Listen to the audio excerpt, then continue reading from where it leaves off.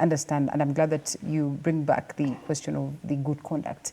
I'm just curious, for purposes of enlightening the people out there, and sometimes we go for our good conducts because, I mean, we need it at that very point, and we don't get to bother why they're taking our fingerprints and all that, and how different it would be for an individual who perhaps has been convicted before or has been in prison before. Just what are the intrigues and what are the differences in this very case? So perhaps this one would never get a good conduct at all? Now, you see, you'll get the good conduct, of course, because if you check, if you have ever seen your good conduct, it will show nil, like crimes, it will show nil. Yes. But now this other one, it will show exactly the crimes that you have committed.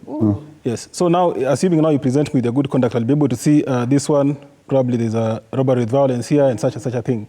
So now the sad thing about that, automatically, somebody, if you can imagine you're trying to employ me as a driver, and I come in and I present you with my good conduct. And what you see is this guy was charged with, was convicted of robbery with violence. Yeah. Even before you get to hear their story, whether it was just... That's it. That's the end of the story. You don't want to listen to me. Yeah. And that's why I'm talking about, it's important. Even our criminal justice system also understands.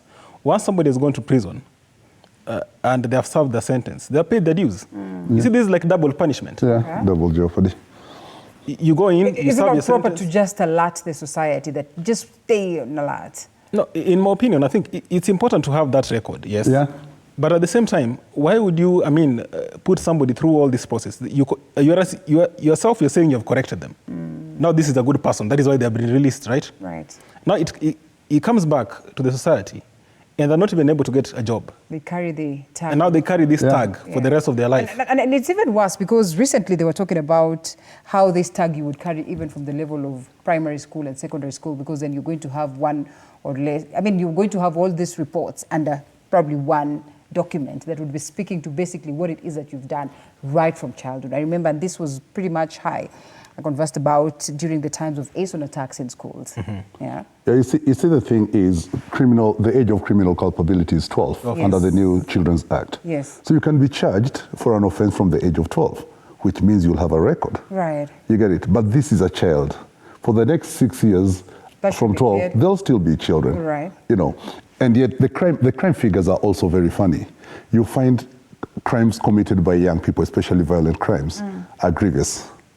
Some time back, you remember there was demonstrations in Githurai, those sides, about a former cop called Katitu. Yes. Katitu, basically, most of the offenses he was charged with were of young people who were carjacking buses along Thika Road, very viciously robbing people, doing crazy things. And then, strangely, the community was supporting Katitu. Yes. You'll find in the communities where we are at many times now, you'll notice a trend has started nowadays. If someone robs people and they're using Andudhi, a border, it's the border people who chase them and mete out injustice to them. Yes, because they say you're going to spoil the business for us. Yes. You get it? So is it because Kenyans don't trust the criminal justice system? I'll tell you one thing. I work with the police. Yeah. We bring them to talk to young people. We bring them to be part and parcel of the solution to the security problems, because that's their primary mandate. As an NGO, that's not our duty. Our duty is about awareness. But when we bring these players into that space, we've seen a lot of change. Because now we demystify the Afande and the Raya thing. When you can sit down with a police officer and ask questions, and then they give you answers immediately, you realize that there are things that you are assuming for the longest that can actually be addressed. So even though I know my brother talked about corruption, we've stereotyped all police as being corrupt.